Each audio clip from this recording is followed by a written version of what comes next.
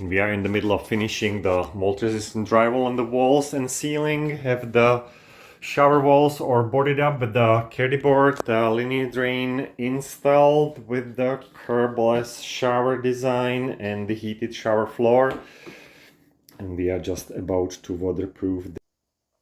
And now we have the shower floor or waterproof the Kerdi membrane over the heating cable, and we waterproof the whole floor. So this is a wet room, and we are ready to start some tile. And stick around because this will be the fun project with the tiles. These are the floor tiles with little board around, and then this will be filling the rest of the floor. And this is the wall tile right here. We'll have 3 different tiles on the shower wall and 2 different tiles on the wall, and also this will create kind of the wainscoting around the room from vanity and behind the toilet right into the shower.